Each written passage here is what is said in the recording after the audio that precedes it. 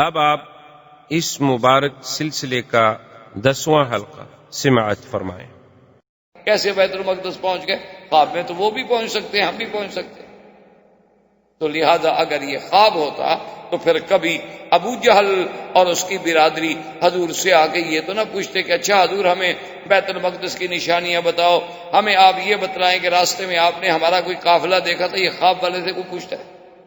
یہ تو اسی سے پوچھا جاتا ہے جو یہ کہے کہ جناب میں آج جدے گیا تھا اور میں ابھی جدے سے واپس آ رہا ہوں، تو اس سے آپ پوچھیں گے کہ بھائی راستے میں میری ایک گاڑی خراب تھی، وہ فلاں جگہ وہ آپ نے دیکھی تھی؟ وہ کہے گا پتہ نہیں یار میں نے شاید دیکھی تھی، یا میں نے دیکھی تھی، یا کہے گا پتہ نہیں میں نے خیال نہیں کیا، میں گزر گیا۔ جب گیا ہو آیا ہو تو پوچھیں گے نا۔ اگر وہ کہے میں نے خواب میں جدہ دیکھا ہے تو اس سے آپ پوچھیں گے کہ راستے میں میری گاڑی کھڑی تھی وہ دیکھی تھی آپ نے؟ وہ کہتا ہے میں نے خواب دیکھا ہے، آپ راستے کی بات پوچھ رہے ہیں۔ تو کہتے ہیں کہ اگر یہ خواب ہوتا تو پھر کسی قسم کا آگے شور نہ ہو۔ دو باتیں۔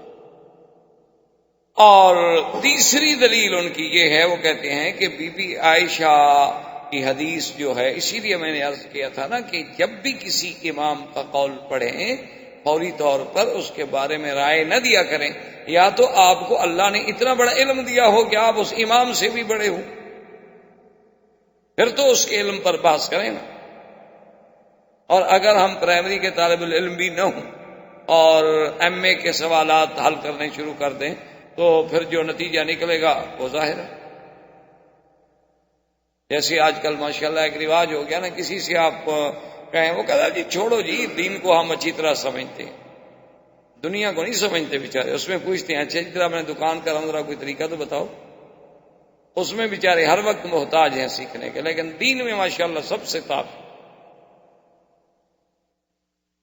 تو بہرحال وہ کہتے ہیں کہ جناب بات یہ ہے کہ سمجھیں کہ بی بی عائشہ نے جو حدیث بیان فرمائی ہے، بی بی عائشہ سچ کہتی ہیں، اور سیدنا معاویہ نے جو حدیث بیان فرمائی وہ بھی سچ کہتے ہیں، کیونکہ نہ بی بی عائشہ جھوٹ بول سکتی ہیں نہ سیدنا معاویہ جھوٹ بول سکتے ہیں،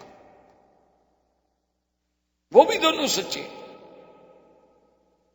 کیا مطلب؟ انہوں نے کہا پہلے یہ دیکھو کہ بی بی عائشہ کی حدیث کے الفاظ یہ ہیں کہ میں نے اپنے بستر سے حضور کو جدا نہیں پایا، تو پہلے بی بی عائشہ حضور کے گھر بھی تو آئے نا، بیوی تو بنے، تبھی بستر پہ حضور لیٹیں گے نا۔ تو اس کی شادی بھی ہوئی ہے ہجرت کے بعد اور معراج ہوا ہجرت سے پہلے۔ سمجھ آ رہی ہے بات کہ نہیں؟ بی بی عائشہ کی شادی ہوئی مدینہ منورہ میں، اور میرے آقا کا معراج ہے مکہ مکرمہ میں ہجرت سے 1.5 سال پہلے۔ تو بی بی عائشہ کا یہ کہنا اس کا مطلب ہے وہ کسی اور معراج کی بات کر رہی ہے۔ حضور کو مدینہ منورہ میں بھی کوئی معراج ہوئے ہیں روحانی، جس کے بارے میں بی بی عائشہ کہہ رہی ہے کہ بھئی حضور کا بدن مبارک تو میرے بستر پہ تھا، وہ سچ کہہ رہی ہے، لیکن یہ کوئی اور معراج ہے، یہ معراج نہیں جس کا ذکر اللہ کے قرآن میں ہے، یہ تو ہجرت سے پہلے کا معراج ہے، اور اس وقت تو بی بی عائشہ بیوی نہیں، تو وہ کیسے کہہ سکتی ہیں کہ حضور میرے بستر پہ نہیں تھے؟ اور اسی طرح حضرت معاویہ رضی اللہ تعالیٰ عنہ تو اسلام لائے ہیں جب مکہ فتح ہو گیا۔ حضرت معاویہ رضی اللہ تعالیٰ عنہ تو اسلام میں اس وقت تشریف لائے جب مکہ فتح ہو گیا، یعنی ہجرت کے بعد پھر حضور واپس آئے، کافروں نے روک دیا، پھر عمرے سے واپس تشریف لے گئے، پھر عمرۃ القضاء میں آئے، یعنی کچھ 10 سال بعد جا کے مکہ فتح ہوا، اور معراج ہوتا ہے ہجرت سے قبل، تو اس بات کا پتہ حضرت معاویہ کو کیسے ہو سکتا ہے؟ تو حضرت معاویہ رضی اللہ تعالیٰ عنہ جو بات کہہ رہے ہیں معلوم ہوا وہ بھی کسی اور معراج کی بات ہے، کیونکہ حضور کو ایک معراج نہیں ہوا بلکہ متعدد معراج ہوئے، لیکن وہ جو آپ کے وجود مسعود کے ساتھ معراج ہے وہ ایک ہے، باقی تو روحانی طور پر حضور صلی اللہ علیہ وسلم کو اللہ عالم کتنے دفعہ معراج ہوئے ہو، کتنے دفعہ حضور صلی اللہ علیہ وسلم کی روحانی طاقتوں سے اللہ تبارک و تعالیٰ نے انہیں اپنے جلوے دکھلائے ہوں گے، کیونکہ اللہ تبارک و تعالیٰ کے پیغمبر کی تو شان یہ ہوتی ہے کہ جب تک وحی نہیں آئی تھی تو حضور خواب دیکھتے تھے، وحی آنے سے پہلے سلسلہ جو تھا وہ خوابوں کا سلسلہ تھا، اور پھر نبی کا خواب ایسے ہوتا ہے جیسے وحی ہو، اس میں کبھی جھوٹ ہوتا نہیں، نبی کا وحی غلط ہو نہیں سکتا، نبی کے تو وحی کا بھی عین ہی وہی حکم ہوتا ہے جو اللہ کے قرآن میں وحی کا ہو۔ تو ان کی ایک دلیل یہ ہے، وہ کہتے ہیں کہ بھائی بی بی عائشہ بھی سچی ہیں، سیدنا معاویہ بھی سچے ہیں، اور جن لوگوں نے کہا بیچاروں نے خواب ہے وما جعلنا الرؤيا التي اريناك، وہ بھی سچے ہیں، لیکن جو اسراء و معراج ہم ذکر کر رہے ہیں یہ ہجرت سے پہلے کا ہے، اور اس رویا کا معنی ہم خواب اس لیے نہیں لے سکتے کہ باقی آیتیں اس پر دلالت نہیں کرتی، تو ترجمہ ہمیشہ کیا جاتا ہے سیاق و سباق کو دیکھ کر کہ پہلی آیت کیا کہہ رہی ہے اور بعد والی آیت کیا کہہ رہی ہے۔ تو جب ساری آیتوں کو ہم سامنے رکھتے ہیں تو اس نتیجے پہ پہنچتے ہیں کہ ہمارے آقا سرکار دو عالم صلی اللہ علیہ وسلم کو معراج ہوا ہے، اور وہ حقیقی معراج آپ کے جسد مبارک کے ساتھ، وجود مبارک کے ساتھ، اور عین عالم بیداری میں، کوئی خواب نہیں تھا، کوئی نیند نہیں تھی، کوئی اس میں کسی قسم کا۔ اب دیکھیں نا، اس سے بڑی بات کیا ہو سکتی ہے کہ ایک صحیح روایت میں ہے کہ قیصر روم، جسے ہرقل کہا جاتا ہے، جتنے روم کے بادشاہ تھے نا ان کا لقب ہوتا تھا ہرقل، قیصر، جیسے مصر کے بادشاہوں کو فرعون، اسی طرح حبشے کے بادشاہوں کو نجاشی، فارس کے بادشاہوں کو کسرا، یہ لقب، جیسے امبراطور، عجیب عجیب ہر دور میں لقب رہے۔ تو حضور سرکار دو عالم صلی اللہ علیہ وسلم نے خط لکھا ملک روم کو، بادشاہ روم کو آپ نے خط لکھا، اور خط لے کے جانے والے تھے حضرت دہیہ کلبی رضی اللہ تعالی عنہ۔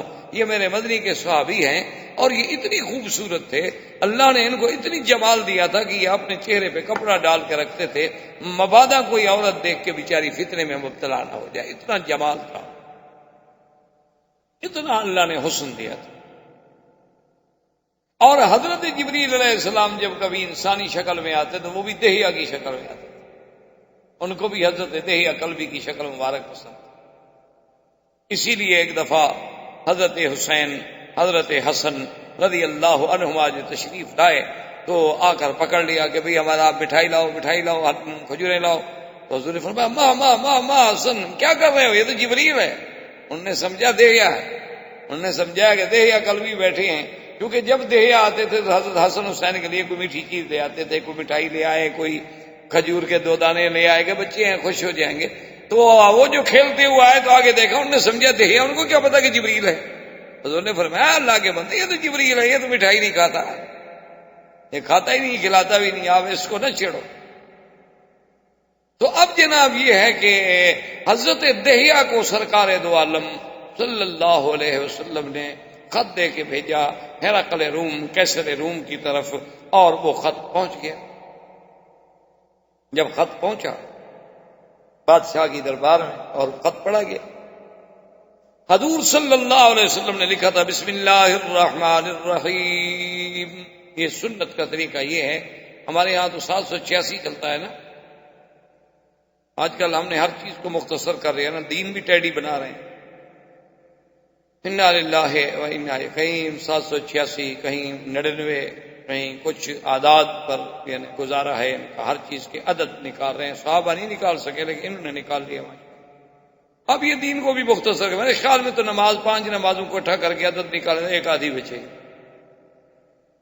جدید دور ہے نا جی، آخر انہوں نے دین کو بھی تو جدید پیمانوں میں ڈھالنا ہے۔ دیکھا نہیں ہمارے یہاں اخباریں آپ پڑھیں کیسے جھگڑے ہو رہے ہیں کہ شریعت بل جو ہے وہ کیسے پاس ہو اور ترمیم کیسے پاس ہو۔ بھی جب قانون انگریزی ہے تو اس کے معرفت آپ اسلام کو لا رہے ہیں، وہ کیسے آئے گا؟ پہلے بات کو تو سمجھو نا، لانا ہم نے اسلام کو ہے، طریقہ کافروں سے پوچھ رہے ہیں کہ جناب کیسے آئیں اندر۔ اس سے بڑا کوئی کسی کے عقل پر ماتم کرنے کا کوئی وقت ہے؟ پارلیمنٹ ہے جی، کس بات کی پارلیمنٹ؟ بھائی تم نے او جی آئین کی خلاف ورزی ہو جائے گی۔ آئین کون سا؟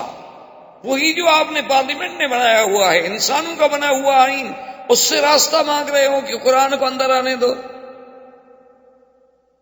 آ سکتا ہے کہ نہیں آ سکتا؟ اور اس پر جناب ووٹنگ ہوگی، کیا وہ منظور کرتے ہیں اسلام کو کہ مسلمانوں سے پوچھا جا رہا ہے؟ اس سے بڑے یعنی رونے کی وہ بات ہے کہ مسلمانوں سے یہ پوچھا جائے۔ آپ سے میں کہوں کہ جناب آپ کی اس مسجد میں قرآن شریف پڑھا جا سکتا ہے؟ یہ پڑھنے والا پوچھنے والا احمق ہے یا جن سے پوچھا جا رہا ہے ان کے اسلام میں شبہ ہے؟ بھئی ملک مسلمانوں کا، ممبر مسلمان، اگر وہ یہ کہہ دیں کہ ہمیں اسلامی شریعت کا قانون نامنظور ہے تو علماء سے فتویٰ لو، پہلے ان کا ایمان بھی بچ گیا۔ وہ جی طریقہ صحیح نہیں، اور جی وہ کان یوں نہیں پکڑنا تھا بلکہ ہم نے یوں پکڑنا تھا۔ بھئی یوں پکڑو یا اچھا جی اب چونکہ ان کا اقتدار جا رہا ہے اس لیے وہ کہتے ہیں شریعت۔ وہ کسی وقت کہتے ہیں مرتے وقت کلمہ پڑھ لو، جو سانس نکلنے سے پہلے مسلمان تو ہو گیا نا۔ چلو ہم کہتے ہیں مر رہے، ہم کہتے ہیں ان کی کرسی گر رہی تھی اس لیے وہ اسی شکل میں لے تو آئے نا، ان کو قبول کرو۔ اور جب شریعت ہو جی یہ تو خود چور ہیں، کیسے شریعت نافذ کریں گے؟ جب شریعت نافذ ہو جائے گی تو ان چوروں کو بھی ہاتھ کٹ جائیں گے۔ اب آنے تو دو نا شریعت کو، جب شریعت نافذ ہو جائے گی یہ چور ہیں ان کے بھی ہاتھ کٹیں گے۔ حضور نے نہیں فرمایا تھا واللہ لو فاطمہ بنت محمد سرقت لقطعت یدہا، اگر میری بیٹی فاطمہ بھی چوری کرے گی تو میں ہاتھ کاٹ دوں۔ تو یہ ہمارے ہاں بہرحال عجیب بات ہے۔ اللہ تبارک و تعالی رحمت فرمائے کہ اب ہم نے دین کو سمجھنا ہے، اور سمجھنا کن سے ہے کہ جن کو دین کا پتہ ہے ان سے ہم پوچھنے جائیں گے۔ جس آدمی کو اردو نہ آتی ہے اس کو کہو کہ علامہ اقبال کا شعر سمجھاؤ، یہ غلطی آپ کبھی نہیں کریں گے۔ میرے پاس آپ کبھی بھی، جتنے ڈاکٹر ہیں میرے ساتھ بڑی مہربانی بھی کرتے ہیں، دوستی بھی کرتے ہیں، محبت بھی کرتے ہیں، میرے پاس کبھی یہ میڈیکل کی کتاب لے کے نہیں آئے مسئلہ پوچھنے کے کہ جی آج ہم نے یہ میڈیکل کا پیرا پڑھا ہے حل نہیں ہو رہا، مولانا آپ اچھے مولوی ہیں مہربانی کریں۔ کیوں وہ سمجھتے ہیں کہ مولوی صاحب کوئی انگریزی تھوڑی پڑھے ہوئے ہیں یا میڈیکل تھوڑا پڑھے ہوئے ہیں۔ یہ تو ان سے پوچھیں گے جو اس لائن کا آدمی ہوگا۔ تو تم نے شریعت کا پوچھنا ہے، علماء سے پوچھو گے، دین والوں سے پوچھو گے، جن کو آئین اسلام کے ساتھ کوئی ربط و ضبط ہوگا ان سے پوچھو گے۔ ان سے پوچھو بیچاروں کے جو اللہ معاف فرمائے ساری زندگی ان کی شراب میں گزر گئی، ان سے پوچھو کہ اسلام قبول ہے، وہ کیا کہیں؟ ان کو تو پتہ ہے اسلام قبول کریں تو کوڑے نہ کہیں گے شام کو، پاگل ہیں وہ، ان کا دماغ خراب ہو گیا۔ ان کو تو پتہ ہے کہ ابھی ابھی تو ہم جناب طوائفوں کے گھر سے اٹھ کے آ رہے ہیں اجلاس میں شرکت کے لیے، اور اگر اسلام اور شریعت نافذ ہو گئی تو پھر دیکھا نہیں طالبان نے کیسے سیدھا کر دیا۔ اب ہر کوئی کہتا ہے جی بڑے سخت ہیں، بڑے سخت، بھائی سخت ہیں نرم ہیں۔ آپ یہ بتائیں جو علاقہ ان کے پاس ہے وہاں امن ہے کہ نہیں؟ لوگوں کی جان مال آبرو عزت محفوظ ہے کہ نہیں؟ 80% علاقہ ان کے پاس ہے۔ جو لوگ ہمارے علماء وہاں گئے ہیں وہ قسم کھا کے حرم میں مجھے بتا رہے تھے، کہتے خدا کی قسم ہے زندگی میں ہم نے ایسا امن سکون کہیں نہیں دیکھا جو ہمیں وہاں نظر، کہ آدھی رات کو اکیلے عورت جا رہی ہے، مجال ہے کہ کوئی بری نظر سے دیکھ لے، اور لوگ بڑے سخت سیخ پا ہیں جی، انسانی آزادی میں دخل دے رہے ہیں کہ کہتے ہیں کہ عورت ڈاکٹر کے پاس بھی بغیر محرم کے نہ جائے۔ نہ جی، ڈاکٹر فرشتے ہیں، ان کے پاس بھیجنا چاہیے بیٹیوں کو اکیلا۔ ڈاکٹر تو معصوم ہوتے ہیں، بیچارے کبھی گناہ کر سکتے ہیں، ڈاکٹر تو پاک صاف لوگ ہیں، ان کے ہاں تو گناہ کا تصور ہی نہیں ہوتا۔ انا للہ و انا الیہ، یعنی جرم دیکھو، جرم کیا ہے بھائی؟ عورت ہے محرم کے ساتھ بھیجو، عورت ہے عورت کو دکھائے، سیدھی سی بات، مجبوری ہے، ڈاکٹر بھی دیکھے گا۔ لیکن اسلام اس کو یہ کہتا ہے کہ اگر مثلا 1 انچ کا زخم ہے تو ادھر ادھر کپڑا ڈال کے وہی چیز کاٹو، بس وہی چیز دیکھو، باقی بدن دیکھنے کا تمہیں حق نہیں ہے۔ انگریز نے جتنے آپ کے کپڑے بنائے، ڈریس بنائے، دیکھا نہیں کٹے ہوئے ہوتے ہیں کہ اتنی جگہ ظاہر کرو، یعنی کافر کو احساس ہے۔ آپ دیکھ لیں جو مریضوں کے کپڑے ہیں، آپ تو زیادہ بہتر جانتے ہیں نا، میں تو نہیں جانتا ان چیزوں، یعنی ان کو بھی احساس ہے کہ اتنا جگہ تھا کہ کھولی جائے، بھائی جہاں ہمیں ضرورت ہے، کوئی ہم نے جسم تو نہیں دیکھنا۔ پھر آپریشن تھیٹر ہے، موت ہے، اسی پھٹے پہ ہم نے بھی مرنا ہے۔ اس وقت کوئی تصور بھی ہو سکتا ہے نعوذ باللہ کسی گناہ کا، وہ جب مجبوری ہو، ورنہ یہ کہاں لکھا ہوا ہے کتاب میں کہ عورت کے پاس آ کے، ڈاکٹر کے پاس آ کے عورت اپنا منہ کھول کے بیٹھ جائے اور کشف ہو رہی ہے، سینہ کھولو، کپڑا کھولو، ڈاکٹر صاحبان نے تو جناب پھر پتہ نہیں کہاں کہاں ہاتھ رکھنا ہوتا ہے۔ اس لیے یہ باتیں اصل بات دیکھنا چاہیے۔ خلاصہ، ملک فیصل مرحوم اپنے پرانے دور میں ایک دفعہ برطانیہ کے دورے پہ تشریف لے گئے، تو وہاں انہوں نے یہ اعتراضات کیے، جی ہاتھ کاٹے جاتے ہیں اور کوڑے مارے جاتے ہیں، یہ تو بڑی سخت سزائیں ہیں۔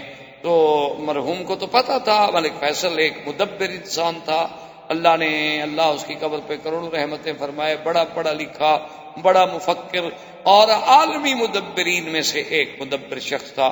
تو وہ سارے اعداد و شمار پہلے ساتھ لے گئے تھے، ان کو تو پتا تھا کہ یہ سوالات ہوں گے۔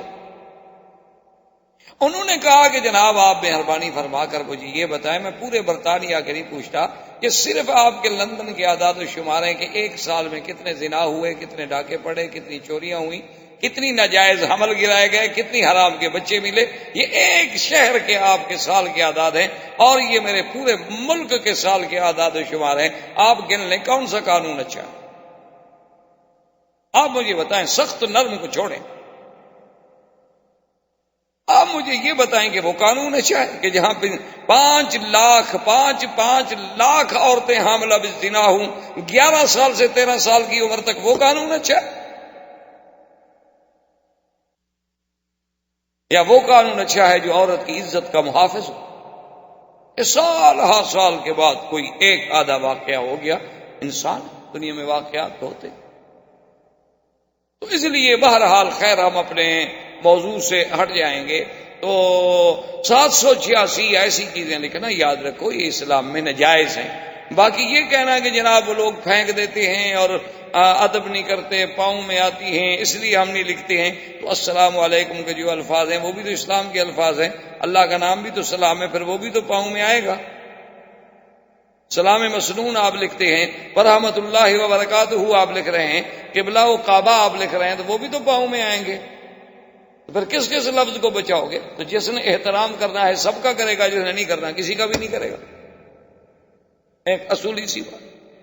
تو بہرحال کہنے کا مقصد میرا یہ تھا جناب کہ وہ جب دہیہ قلبی خط لے کے گئے تو خط تھا بسم اللہ الرحمن الرحیم من محمد الرسول اللہ الی قیصر الروم والسلام علی من اتبع الہدی۔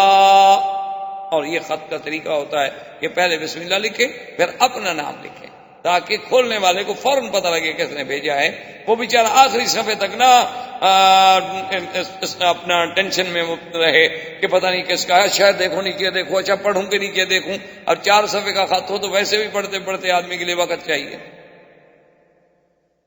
تو اس لیے ہمیشہ قید ہے۔ اب دیکھ لیا اچھا بھی کس کا ہے، محمد بکی کا ہے، میں سمجھ گیا ضروری ہے میں پڑھ لوں گا، نہیں تو اچھا بھی بعد میں دیکھ لوں گا، مجھے پتہ ہے ہاں تم نے لکھا ہوگا فلاں بات ہو۔ تو اس لیے ہمیشہ یاد رکھیں کہ اچھا جیسے یہاں آج کل طریقہ ہوتا ہے نا، پیڈ چھپے ہوتے ہیں، آپ کا نام اوپر لکھا ہوا ہے بس کافی ہے، ٹھیک، آگے آپ خط شروع کر دیں۔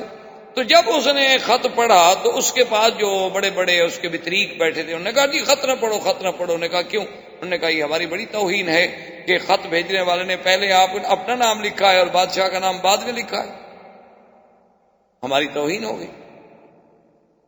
تو قیصر روم نے کہا، اس نے کہا چیخنے کی ضرورت نہیں ہے، کوئی توہین نہیں، ہر ملک کے اپنے آداب ہیں، ہر قوم کے خط لکھنے کے اپنے آداب ہیں، تم اس پہ کیوں لڑتے ہو بھائی؟ خیر وہ چپ ہو گئے۔ خط پڑھنے کے بعد اس نے کہا کہ اچھا کہ اپنے بطاریق سے کہ وہ جو انجیل ہمارے خزانے میں محفوظ چلی آ رہی ہے جس پر ہمارا ہر بادشاہ مہر کرتا ہے وہ نکالو، اس میں ہم دیکھیں کہ محمد رسول اللہ کے بارے میں انجیل کیا کہتی ہے۔ اب وہ جو تھے نا اس کے بطارقہ یعنی اس دور کے پادری یا مولوی جو بھی سمجھ لیں، انہوں نے کہا کہ نہیں اس کتاب کو تو نہ کھولیں۔ ان کو پتا تھا نا کہ کتاب کھل گئی تو پھر تو حقائق کھل جائیں گے، اور ہم نے تو بادشاہ کو اندھیرے میں رکھا ہوا ہے، حق بات پر تو کوئی نہیں پہنچنے دیتا، اگر حق دکھا دیا جائے تو جھگڑا ختم ہو جائے، جھگڑے مٹ جائیں۔ تو انہوں نے کہا جی اس کے تو کھولنے کو بھائی، اس نے کہا دیکھیں نا خط آیا ہے، وہ کہتا ہے میں اللہ کا رسول ہوں، تو ہمیں دیکھنا چاہیے، تحقیق کرنی چاہیے، پھر میں بادشاہ ہوں میں ایسے جواب دے دوں بغیر تحقیق؟ انہوں نے کہا جی نہیں کتاب نہ کھولیں، کتاب کھولے گی تو وصیت کی گئی ہے کہ اگر کتاب کھلی تو آپ کا ملک نہیں رہے گا، حکومت نہیں رہے گی، تخت و تاج لٹ جائے گا، یہ ہو جائے گا وہ ہو جائے گا۔ انہوں نے کہا اچھا ایسا کرو کہ پتہ کرو کہ کوئی لوگ مکے والے ہیں، قافلے شام کے تجارت میں قافلے آئے ہوئے، اگر وہاں کے کچھ لوگ ہوں تو ان کو بلاؤ، ان سے کوئی تحقیق تو کریں نا کہ بھی یہ محمد رسول اللہ صلی اللہ علیہ وسلم کون ہے۔ بلایا گیا تو ایک قافلہ آیا ہوا تھا ابی سفیان کی قیادت میں، ابی سفیان جو ہے حضور صلی اللہ علیہ وسلم کے قریبی، جب قافلہ آ گیا بیٹھ گیا، بادشاہ نے پوچھا ایکم اقرب نسبا، تم میں سے سب سے زیادہ اس شخص کے جس نے نبوت کا دعویٰ کیا ہے نسب میں کون قریب ہے؟ فقام ابو سفیان، ابو سفیان کہتے ہیں میں کھڑا ہو گیا، میں نے کہا انا اقرب نسبا، میں آپ کے نسب کے۔ انہوں نے کہا اچھا بتاؤ وہ کس خاندان سے؟ انہوں نے کہا جی بڑے اعلیٰ خاندان۔ انہوں نے کہا اچھا دوسرا سوال میرا یہ ہے کہ حضور پر ایمان لانے والے غریب ہیں یا امیر؟ اس نے کہا ایمان لانے والے جی بس سارے غریب ہیں جی، وہ تو سارے مزدور، غلام، عبد، بڑے لوگ تو کوئی بھی ان کے ساتھ نہیں ہے۔ انہوں نے کہا نبیوں کی شان یہی ہوتی ہے، ان کا ساتھ ہمیشہ غریب ہی دیتے ہیں، حق کا ساتھ غریب ہی دیتا ہے، حق کا ساتھ کبھی سرمایہ دار نہیں دیتا الا قلیل۔ اچھا انہوں نے کہا کہ یہ بات بتاؤ جو لوگ ایک دفعہ مسلمان ہو جائیں وہ اس کو چھوڑ بھی جاتے ہیں؟ انہوں نے کہا جی چھوڑتے نہیں ہیں، وہ اصل میں جادوگر ہے نا جی۔ انہوں نے کہا نہیں میں آپ سے یہ نہیں پوچھ رہا کہ جادوگر ہے یا نہیں، جو میں سوال کروں میرے سوال کا جواب۔ انہوں نے کہا جی بہرحال چھوڑتے نہیں۔ انہوں نے کہا کہتا کیا ہے؟ انہوں نے کہا یہ کہتا ہے کہ سارے خداؤں کو چھوڑ کے ایک خدا کو مانو۔ انہوں نے کہا بات تو ٹھیک کہتا ہے، عیسیٰ علیہ السلام بھی یہی کہتے تھے۔ اب ابو سفیان کہتا ہے میں تو اور پریشان ہو گیا کہ یہ تو اس کی کلام سے حضور پاک سے متاثر ہو رہا ہے، اور اگر کہیں روم کا بادشاہ مسلمان ہو گیا تو بات ہی ختم ہو گئی، ایک سپر پاور مسلمان ہو گئی۔ اس زمانے میں تو سپر پاور یہی تھی نا، فارس اور روم۔ تو کہتا ہے میں نے سوچا کہ اب میں کیا کروں، کوئی ایسی بات کروں کہ جس سے بادشاہ کے دل میں سرکار دو عالم صلی اللہ علیہ وسلم سے نفرت ہو جائے۔ یہ تو ہر بات میں کہہ رہا ہے کہ ہاں بالکل ٹھیک ہے، بالکل ٹھیک ہے، بالکل ٹھیک ہے، مجھے تو وہ سچا نبی معلوم ہوتا ہے۔ تو ابو سفیان نے کہا کہ بادشاہ سلامت ایک بات عجیب ہے، سنیں میں آپ کو بتاتا ہوں۔ انہوں نے کہا کیا؟ انہوں نے کہا جناب آپ بادشاہ ہیں، اللہ نے آپ کو بھی تو آخر عقل دیا ہے۔ وہ کہتا ہے کہ ایک رات میں مسجد الحرام سے آیا مسجد اقصی ایلیا، اور مسجد اقصی میں آنے کے بعد میں نے نماز پڑھائی، پھر میں آسمانوں پہ گیا، پہلا آسمان، دوسرا، تیسرا، چوتھا، پانچواں، چھٹا، ساتواں آسمان، پھر میں واپس آیا بیت المقدس، پھر بیت المقدس سے واپس آیا مکہ، تو ابھی رات نہیں گزری تھی۔ حضرت اس نے کہا یہ دیکھیں آپ بادشاہ ہیں، بھلا ہو سکتا ہے کہ ایک مہینے کا سفر تو صرف بیت المقدس ہے، وہ ایک رات میں کیسے آگے واپس چلے گئے؟ تو ابو سفیان کہتے ہیں کہ میں نے یہ بات اس لیے کی کہ یہ بات کوئی مان سکتا، یہ کوئی بات عقل میں آنے والی؟ تو بادشاہ نے فوراً اپنے بطارقہ جتنے اس کے بڑے بڑے پادری بیٹھے تھے نا، ان کی طرف متوجہ ہوا اور کہا کہ تم بتاؤ یہ کیا بات ہے؟ ان میں ایک بڑا پادری تھا ان کا، جو سب کا استاد بھی تھا اور بڑا بھی تھا اور بڑا عالم بھی تھا دین نصارہ کا۔ وہ کھڑا ہو گیا، اس نے کہا بادشاہ سلامت اگر پوچھتے ہو تو سچی بات یہ ہے کہ جو کچھ یہ کہہ رہا ہے نا یہ بات ٹھیک ہے، اس رات کو میں بھی جانتا ہوں جس رات محمد رسول اللہ یہاں تشریف لائے۔ کہا تم کیسے جانتے؟ کیف علمت؟ من این علمت؟ من این علمت ان محمد صلی اللہ علیہ وسلم قدم من المسجد الحرام الى المسجد الاقصی؟ اس نے کہا بادشاہ سلامت ناراض نہ ہوں، مسجد اقصی میں اس زمانے میں خادم تھا، امام تھا، خطیب تھا، اور یہ میری ذمہ داری میں شامل تھا کہ میں رات کو سارے مسجد کے دروازے بند کرا دوں، کیونکہ مسجد کے اندر تو خزانہ تھا، مسجد کے اندر تو ماشاءاللہ بڑے بڑے قیمتی چیزیں تھیں، اور رات کو عشاء کی عبادت کے بعد وہ مسجد جو ہے مکمل طور پہ بند کرا دی جاتی تھی تاکہ کسی قسم کا نقصان نہ ہو جائے، چوری نہ ہو جائے۔ تو میں نے ایک رات میں فلاں رات تھی، فلاں مہینہ تھا، فلاں سال تھا، میں نے رات کو سارے دروازے بند کرائے، لیکن جو سامنے کا دروازہ ہے وہ بند نہیں ہوتا تھا۔ میں نے بڑا زور لگایا، میں نے سارے ساتھیوں کو جگایا، بھی دروازہ بند نہیں ہو رہا، سب نے زور لگایا، دروازہ ہلتا ہی نہیں اپنی جگہ سے۔ میں نے اسی وقت آدمی بھیج کے اس کاریگروں کو بلوایا جنہوں نے یہ کام کیا تھا اور جو بڑے ماہر تھے۔ میں نے کہا یہ عجیب بات ہے، اندر تو بڑا خزانہ ہے اور ہم کھلا ہوا کیسے چھوڑ دیں؟ بھئی یہ دروازہ نہیں بند ہو رہا، روز ہم دروازہ بند کرتے تھے، آج دروازہ بند نہیں ہوتا۔ انہوں نے بھی آگے زور لگایا، ادھر دیکھا، ادھر دیکھا، نیچے دیکھا، اوپر دیکھا۔ انہوں نے کہا کہ حضرت بات یہ ہے کہ یہ دروازہ آج رات تو بند نہیں ہو سکتا، معلوم یہ ہوتا ہے کہ اوپر کی دیوار جو ہے وہ سلپ کر کے اس کے اوپر بیٹھ گئی، تو وہ وزن اتنا پڑ گیا ہے، اس کی وزن کی وجہ سے یہ نہیں ہل سکتا، اسی طرح رہے گا۔ صبح کو انشاءاللہ ہم اس کو وزن کو اٹھائیں گے اور دروازہ ٹھیک کریں گے، لیکن یہ رات میں ٹھیک نہیں ہو سکتا۔ میں نے کہا ابھی اب کیا کروں؟ میں نے کہا اچھا ٹھیک ہے، ابھی آپ لوگ چلے جائیں، میں پھر دروازے کے قریب سو جاتا ہوں، میری تو ذمہ داری ہے۔ میں دروازے کے قریب سو گیا، فغلبنی النوم، مجھے تو نیند آ گئی، پھر مجھے کوئی پتہ نہیں۔ لیکن صبح جب میں اٹھا اور اپنی عبادت سے فارغ ہوا، میں نے کہا اب دروازے کو دیکھوں کہ اس میں کیا نقص آیا تھا۔ میں نے ہاتھ سے پکڑ کے ہلایا تو دروازہ بند ہو گیا، جیسے روز بند ہوتا۔ نہ بوجھ ہے، نہ دروازے میں کوئی رکاوٹ ہے، نہ دروازے میں کوئی چیز ہے۔ میں باہر آیا کہ لوگوں سے بتاؤں گا، اور دیکھو جی رات آپ نے دیکھا تھا، کہیں لوگ مجھے یہ نہ کہیں کہ پتہ نہیں اس کو کچھ ہو گیا ہے۔ یہ تو اچھا ہوا کہ میں نے رات سارے لوگوں کو جگا لیا تھا، وہ ایک آدمی نہیں تھا۔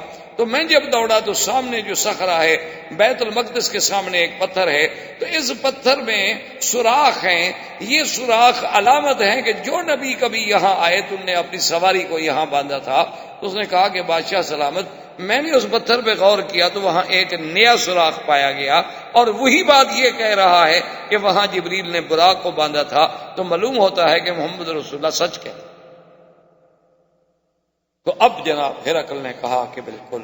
انہوں نے کہا دیکھو میں تو پہلے کہہ رہا ہوں کہ ھذا النبی الذی بشر علی لسان عیسیٰ، یہ وہی پیغمبر ہے جس کی ہمیں عیسیٰ علیہ السلام نے خوشخبری دی تھی کہ ایک نبی آئے گا، ایک نبی آئے گا جس کا نام محمد مصطفیٰ ہوگا، جس کو اللہ نے قرآن میں بھی ذکر وَمُبَشِّرًا بِرَسُولٍ یَأْتِی مِن بَعْدِ اسْمُهُ احمد، کہ حضرت عیسیٰ ابن مریم نے خوشخبری دی کہ میرے بعد ایک نبی آئے گا جس کا نام احمد مصطفیٰ ہوگا۔ انہوں نے کہا یہ وہی نبی، اور کہنے لگا واللہ، بادشاہ کیسر کہتا ہے واللہ مجھے خدا کی قسم ہے، اگر میں اس جگہ ہوں جہاں وہ محمد مدنی موجود ہے تو میں تو ان کے پاؤں کو دھو کے وہ پانی پی لوں، میں تو ان کا خادم بن جاؤں، میں تو ان کا غلام بن جاؤں۔ بس یہ کہنا تھا کہ پوری کیبنٹ میں شور ہو گیا۔ انہوں نے سمجھا بادشاہ تو گیا، بادشاہ تو ہاتھ سے گیا۔ انہوں نے کہا یہ کیا ہے جی، آپ کیا کر رہے ہیں اور دین عیسیٰ کو آپ چھوڑ رہے؟ بادشاہ نے دیکھا کہ جب اپنے پر آئے سارے مخالف ہو گئے ہیں تو بادشاہ سمجھدار تھا، انہوں نے کہا کیا کر رہے ہو؟ میں تو تمہارا امتحان لینا چاہتا تھا کہ تم اپنے عقیدے پہ کتنے سچے قائم ہو، میں تو تمہارا امتحان کر رہا، یہ تھوڑا ہے کہ میں مسلمان ہو رہا ہوں یا میں نے محمد مصطفیٰ کا کلمہ پڑھ لیا ہے، میں تو صرف آزمائش کرنا چاہتا تھا اس کی تعریف کر کے کہ کیا تم اپنے دین پہ قائم رہتے ہو کہ بھٹک جاتے ہو۔ انہوں نے کہا اچھا غلطی ہو گئی۔ وخروا سجدا، سب سجدے میں گر گئے، اور بادشاہ سلامت ہمیں معاف کر دیں، ہم نے بڑے سخت لفظ بھی کہے آپ کو۔ انہوں نے کہا نہیں کوئی بات نہیں۔ تو نے سوچا اپنی سلطنت بچانی ہے تو پھر تو مجھے اسی دین پہ رہنا ہوگا، ورنہ یہ سارے بطارقہ اور سارے لوگ جو ہیں مخالف ہو جائیں گے تو پھر میری سلطنت قائم نہیں رہے گی۔ لیکن مقصد بیان کرنے کا یہ تھا کہ ان کو بھی یہ تصدیق کرنی پڑی کہ حضور کا معراج حقیقی تھا، سیر حقیقی تھی، اور حضور براق پہ تشریف لے گئے۔ اگر خواب ہوتا یا صرف روحانی سفر ہوتا اس کے لیے نہ سواری کی ضرورت تھی، نہ وہاں جا کر سواری کو باندھنے کی ضرورت تھی، نہ دروازے کھلے رکھنے کی ضرورت تھی۔ روح تو کہیں بھی چلی جاتی ہے، آپ مکان بند کر لیں، بندہ مر جائے تو روح تو جانتی ہے نکل جائے گی، اس کے لیے تو کوئی آپ کے دروازے کھولنے کی ضرورت پیش نہیں آتی۔ روح تو اتنی لطیف چیز۔ اس لیے اب راجع قول یہ ہے جمہور کا کہ حضور سرکار دو عالم صلی اللہ علیہ وسلم کا اسراء بھی حق ہے، معراج بھی حق ہے، اور وہ ہوا بھی آپ کے وجود مسعود کے ساتھ ہے، جاگتے ہوئے خواب میں ہے۔ زندگی باقی تو انشاءاللہ بات باقی، واللہ تعالی عالم وعلمہ اتم۔ برادران اسلام، محترم بھائیو، عزیز نوجوانوں، جیسا الحمدللہ آپ کو علم ہے کہ ہمارا یہ سلسلہ دروس جو ہے وہ سیرت نبی صلی اللہ علیہ وسلم سے متعلق ہے، اور سیرت پاک کے ابتدائی احوال سے لے کر قبل بعثت اور زمانہ ولادت، زمانہ رضاعت، زمانہ شباب، زمانہ بعثت، زمانہ دعوت، معارضہ کفار، تعذیب مسلمین، ان تمام مراحل کو ہم الحمدللہ سلسلہ وار بیان کر چکے ہیں، اور پچھلے درس میں بھی آپ کو یاد ہوگا کہ اسراء و معراج کے مسئلے پر ہمارا درس تھا، اور اس کا خلاصہ یہ ہے، میں نے عرض کیا تھا کہ علماء کا اختلاف ہے کہ حضور صلی اللہ علیہ وسلم کا یہ معراج مبارک جو ہے یہ روحانی ہے، یعنی یہ خواب تھا، یا یہ جسمانی ہے کہ حضور صلی اللہ علیہ وسلم کو عالم بیداری میں روح مال جسد کے ساتھ اسراء بھی اور معراج بھی ہوا۔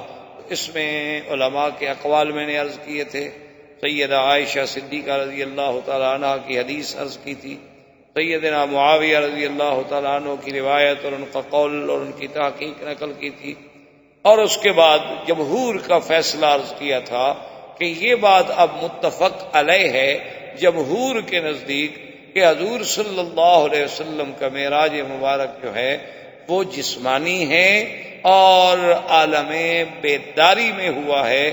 وما جعلنا الرؤيا التي أريناك، تو رؤیا سے مراد رؤیا منام نہیں بلکہ رؤیا سے مراد رؤیا العین ہے کہ سرکار دو عالم صلی اللہ علیہ وسلم نے جاگتے ہوئے اپنے وجود مبارک کے ساتھ یہ سارا سفر طے فرمایا، اور یہ عظیم معجزہ ہے میرے پاک نبی صلی اللہ علیہ وسلم کا، کیونکہ آپ کے معجزات کی قسمیں ہیں، بعض معجزات علوی ہیں، بعض معجزات جو ہیں وہ عالم سماوات سے تعلق رکھتے ہیں، اور بعض عرضی ہیں جو عالم ارض سے تعلق رکھتے ہیں۔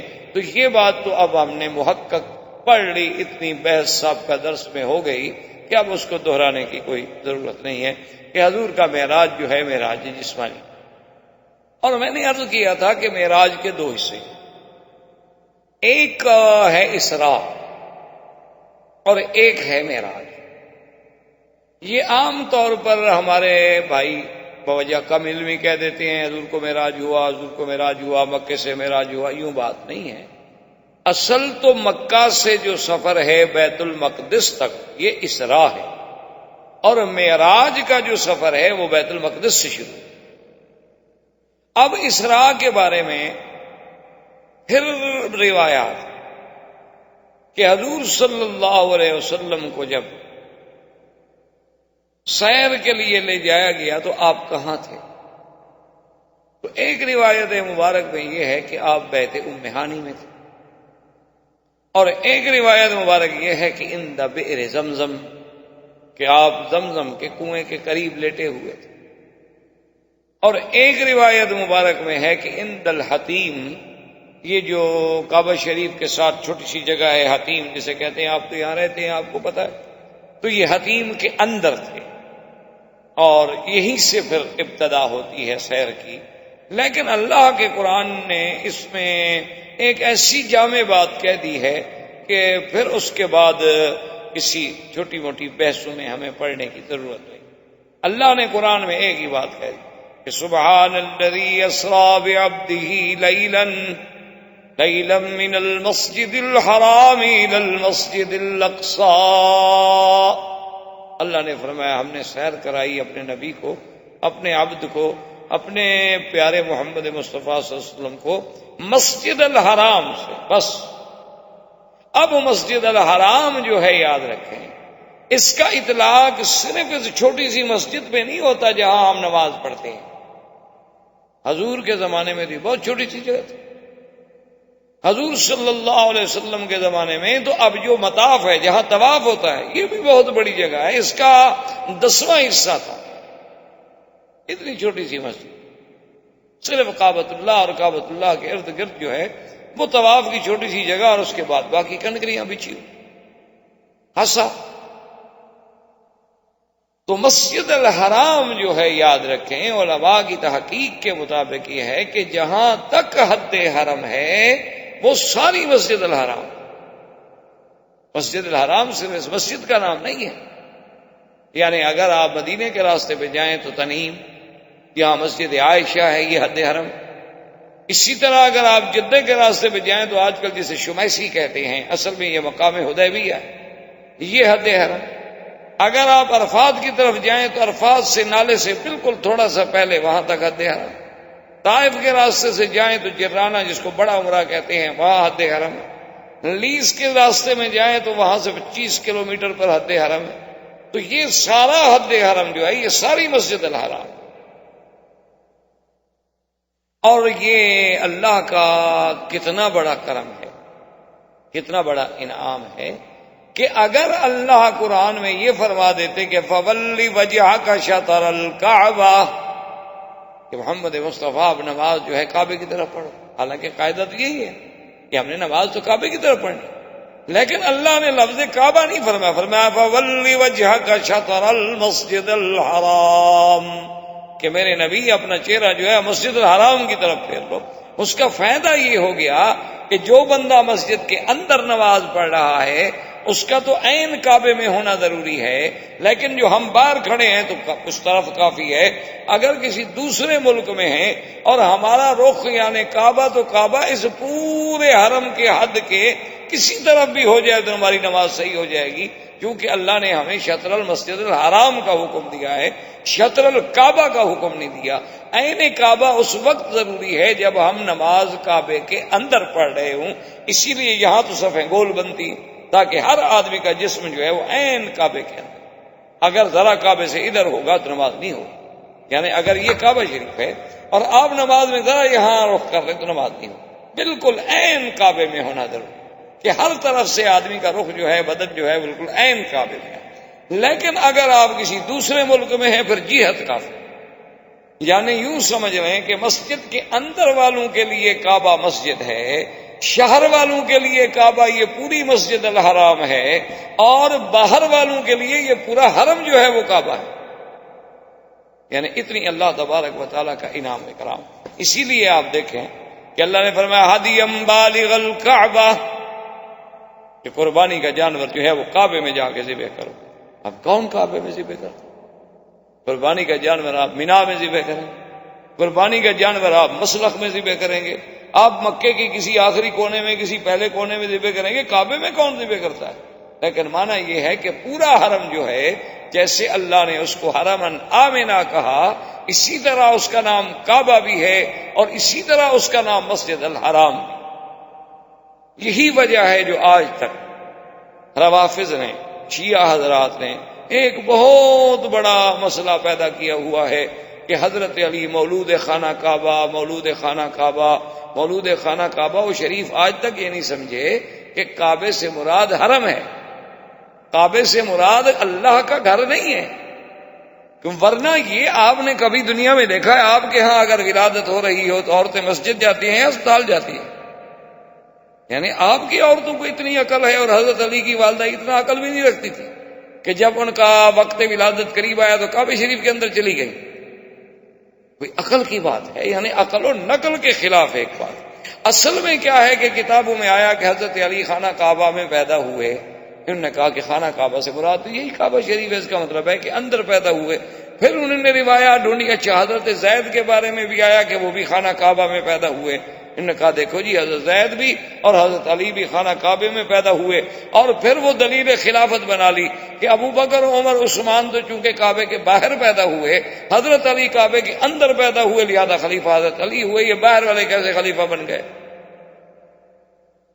تو انہوں نے ایک بات کا افسانہ کر بھائی اگر کعبے کے اندر پیدا ہونا دلیل خلافت ہے تو کعبے کے اندر تو محمد مصطفیٰ بھی پیدا نہیں ہوئے، پھر وہ نبی کیسے بن گئے؟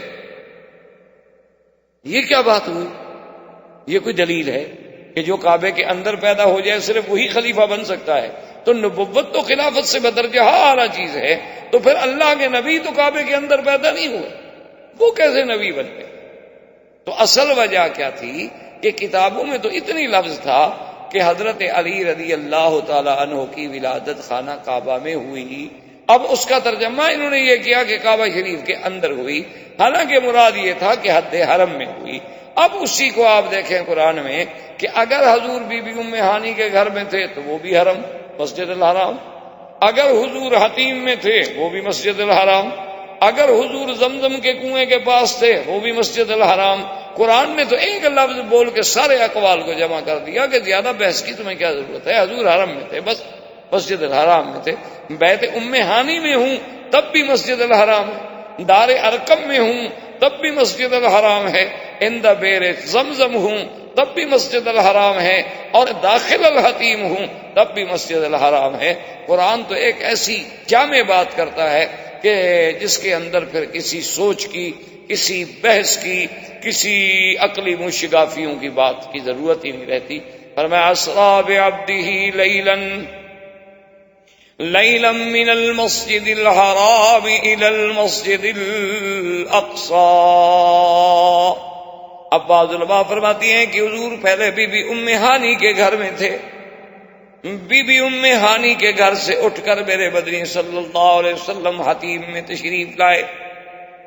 حدیث مبارک میں ہے کہ حضرت جبریل علیہ السلام اور حضرت میکائیل اور اللہ کے فرشتے آئے, حضور لیٹے ہوئے, اور ایسے عالم میں لیٹے ہوئے ہیں کہ ایک آدمی اس طرف لیٹا ہوا ہے اور ایک آدمی اس طرف. ایک فرشتے نے جبریل سے پوچھا کہ ایہم, کہ ان لیٹنے والوں میں سے وہ نبی کون جس کے لیے ہمیں بھیجا گیا ہے؟ تو اس نے کہا اوسطہم وخیرہم, کہ ان دو کے درمیان جو لیٹے ہیں وہ ہیں محمد الرسول اللہ صلی اللہ علیہ وسلم. اب اللہ کے فرشتوں نے آ کے حضور صلی اللہ علیہ وسلم کو وہاں سے اٹھایا, اور حضور فرماتے ہیں کہ میری کیفیت یہ تھی کہ میرا دل جاگ رہا تھا اور میری آنکھیں نیند کر رہی تھیں. چونکہ انبیاء علیہم الصلاۃ والتسلیم کی نیند جو ہے وہ ایسی ہوتی ہے کہ تنام عیناہ ولا ینام قلبہ, ان کی آنکھوں میں تو نیند آتی ہے لیکن دل میں نیند نہیں ہوتی. دل کا تعلق جو ہے وہ اللہ سے ہمیشہ قائم ہے, اور یہ ہر نبی کی صفت ہے. حضور سرکار دو عالم صلی اللہ علیہ وسلم فرماتے ہیں کہ اسی حالت میں وہ مجھے اٹھا کے زمزم کے قریب لائے, اور پھر جبریل علیہ السلام نے میرے سینے مبارک کو میرے حلق سے لے کر الی لبتہ, یہاں تک پورا میرا سینہ مبارک کھول. فجاء بطست من ذهب, ایک سونے کا بڑا تست تھا, وہ جبریل علیہ السلام کے ساتھ تھا. اب یہ یاد رکھ لیں کہ یہ سونے کا تست دنیا میں نہیں استعمال ہو رہا ہے, جنت سے آئی ہوئی چیز, ورنہ دنیا میں تو سونے کا استعمال مردوں کے لیے حرام ہے. وہ اللہ کے نبی کے لیے کیسے استعمال؟ سونے کے برتن میں کھانا کھانا حرام ہے, سونے کی گھڑی پہننا حرام ہے, سونے کے انگوٹھی پہننا حرام ہے, سونے کی اینک پہننا, پین لگانا, اسٹڈ وغیرہ بنانا اور چیزیں بنانا. چونکہ حضور نے فرما دیا کہ ھذان حرامان علی ذکور امتی, حضور نے ایک ہاتھ میں سونا لے لیا, ایک ہاتھ میں ریشم کا کپڑا لے لیا, اور فرما دیا کہ دونوں چیزیں جو میری امت کے بردوں پر حرام. تو حضور کے لیے بھی سونے کا تست کیسے لایا گیا؟ تو محدثین کرام نے فرمایا کہ پہلی بات تو یہ ہے کہ ابھی یہ سونے کی حلت و حرمت کے احکام بھی شروع نہیں ہوئے. مکی زندگی میں تو کوئی شریعت کا حکم آیا ہی نہیں نا, تمام احکام جو ہے وہ مدنی زندگی سے تعلق رکھتے ہیں. مکی زندگی میں تو صرف نبوت, اثبات نبوت اور دعوی توحید پر دلائل. اب جب وہ لایا گیا تو حضور فرماتے ہیں کہ میں دیکھ رہا ہوں کہ میرے قلب مبارک کو نکال کر مائے زمزم سے 3 دفعہ دھویا گیا. اور یاد رکھیں یہ دوسرا شق صدر ہے. ایک پہلے آپ پڑھ چکے ہیں کہ جب حضور بی بی حلیمہ کے گھر میں تھے, زمانے رضاعت میں تھے, بی بی حلیمہ سعدیہ رضی اللہ تعالیٰ عنہ کے گھر میں تھے, قبیلہ بنو سعد میں تھے.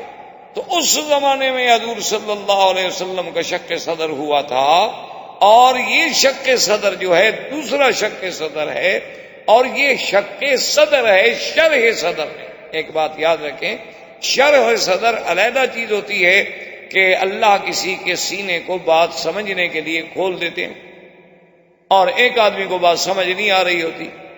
تو اسی لیے جیسے کہ قرآن پاک نے فرمایا من یرید اللہ ان یہدیہ یشرح صدرہ للاسلام فہو علی نور من ربہ, کہ اللہ تبارک و تعالی جس کو ہدایت دینا چاہتے ہیں اس کے سینے کو کھول دیتے ہیں.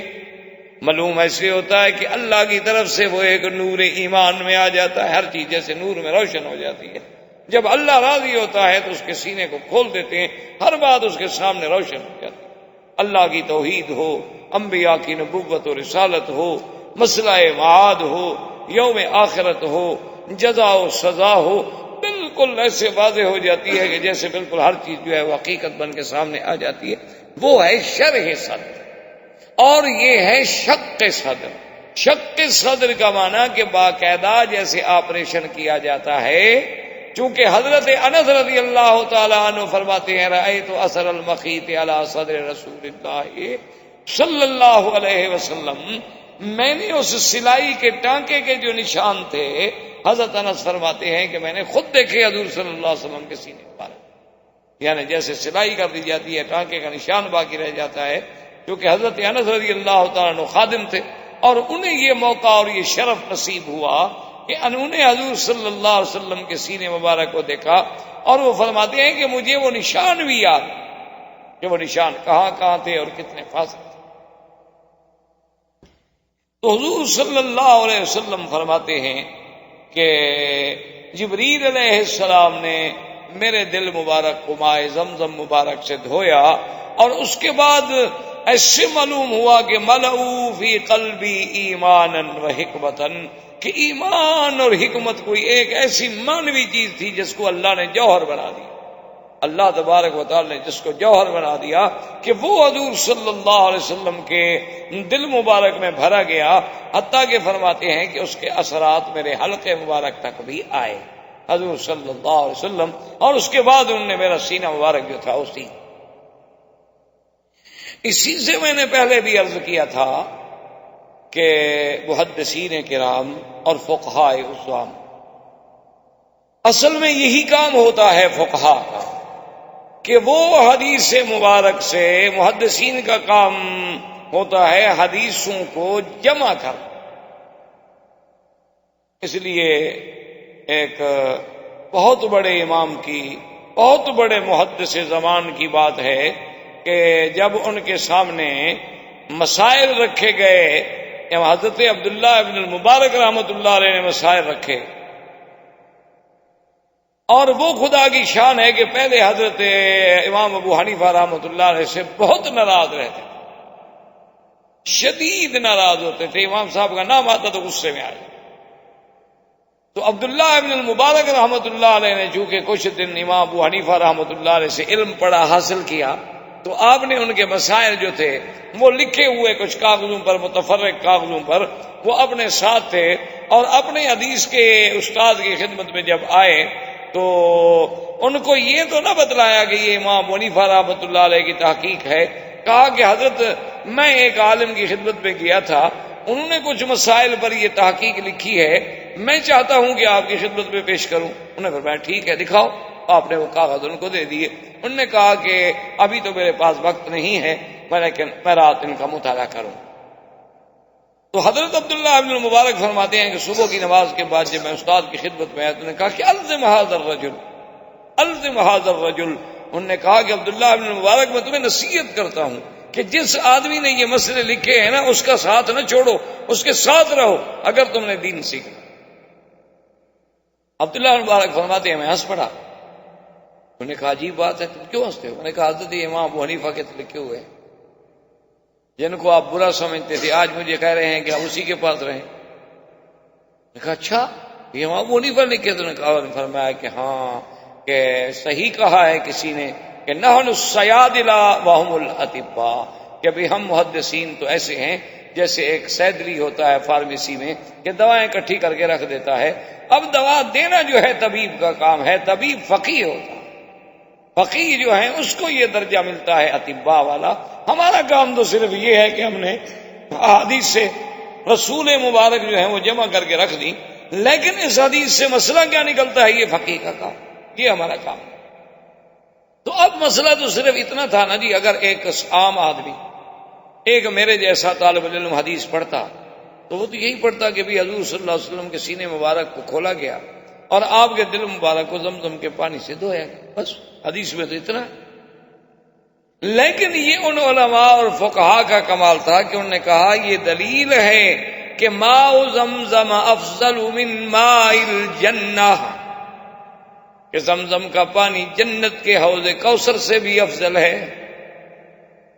انہوں نے کہا یہ دلیل ہے کہ ورنہ جبریل علیہ السلام جب سارا سامان جنت سے لے آئے ہیں تو حوض کوثر سے پانی لانے میں جبریل تھک جاتا، یا جبریل علیہ السلام کو وہاں انہاریں اربع جو ہیں جنت کے اندر 4 نہریں، اس میں سے کسی نہر کے پانی لانے میں کوئی تکلیف تھی تو وہاں سے پانی نہ لے آنا اور زمزم سے پانی لے کر دھونا دلیل تھی اس بات کی کہ چونکہ حضور کا دل مبارک تمام دنیا کے دلوں سے افضل تھا تو اس پانی سے غسل دینا ضروری ٹھہرایا گیا جو سب سے افضل۔ تو اب یہ مسائل جو ہیں یہ فقہا کا کام ہوتا ہے کہ حدیث تو آپ نے بھی پڑھی، میں نے بھی پڑھی، لیکن اس حدیث سے ما یستفاد منہ کہ اس حدیث سے ہمیں کیا کیا فائدہ ہوا، کیا کیا مسائل نکلے، وہ مسائل انہوں نے نکال لی۔ اور اسی طرح اندازہ فرمائیں کہ حضور صلی اللہ علیہ وسلم فرماتے ہیں کہ پھر جبریل نے سلائی کر دی اور اپنا ہاتھ پھیرا تو بالکل مجھے محسوس ہوا کہ بالکل گویا کہ میں جس طرح تھا اسی طرح ہوں۔ ثم اتیت بالبراق، فرماتے ہیں اس کے بعد میرے لیے ایک سواری لائی گئی، وہی طویلۃ، آپ نے فرمایا کہ لمبا قسم کا جانور تھا، اور فرمایا کہ گدھا سے اونچا تھا لیکن خچر سے کچھ نیچے تھا، یعنی بڑا خچر ہو تو اس سے تو کچھ قد میں نیچے تھا، لیکن گدھا سے اونچا تھا اور ویسے طویل تھا، دیکھنے میں لمبا تھا اور وسیع الظہر تھا، یعنی اس کی پشت جو ہے وہ بھی چوڑی تھی، اور وہ لایا گیا جس کا نام براق ہے۔ اور یہ بھی حدیث میں موجود ہے، حضور نے فرمایا کہ کان ابیض و سفید تھا۔ اب اسی طرح یاد رکھیں کہ بعض کتابوں میں یہ بھی آتا ہے کہ اللہ پاک نے جیسے قرآن میں ہے الذی خلق الموت والحیات، کہ وہ خداوند قدوس جس نے موت کو بھی پیدا کیا ہے اور حیات کو بھی پیدا کیا۔ علماء نے فرمایا گویا موت بھی کوئی چیز ہے، کیونکہ موت اگر عدم محض ہوتی تو پیدا کرنے کا کیا معنی؟ پیدا تو کسی شے کو کرو گے نا جو ہو ہی نہ شے، تو کچھ نہ ہو تو کچھ، نہ ہو تو کچھ نہیں ہوتا نا۔ جب کوئی چیز ہوگی تو اسی کو پیدا کیا جاتا ہے۔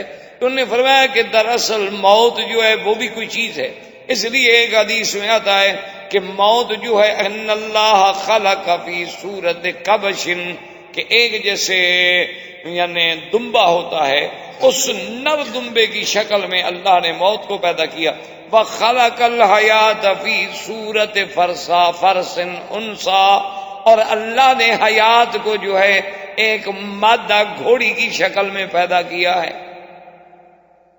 یعنی یہ دونوں چیزیں جو ہیں ان کو جب شکل دی گئی تو ایک کو شکل دی گئی کبش کی، دمبے کی، حتیٰ کہ حدیث پاک میں آتا ہے کہ جس دن جنت والے جنت میں پہنچ گئے، جہنم والے جہنم میں پہنچ گئے، جو مومن تھے ان کو اللہ نے جنت دے دی تو اللہ تبارک و تعالیٰ خود سلام فرمائیں گے اہل جنت پر اور فرمائیں گے کہ هل وجدتم ما وعد ربكم حقا، اے جنت والو جو رب نے وعدہ کیا تھا وہ تمہیں پورا پورا مل گیا کہ نہیں؟ کہیں گے مولا بالکل الحمدللہ، اللہ تیرا کروڑ کروڑ شکر ہے، ہمیں تو جنت میں ایسی نعمتیں ملی ہیں کہ ہمارے عقل سے بھی بالا ہیں، ہمارے فکر و نظر سے بھی۔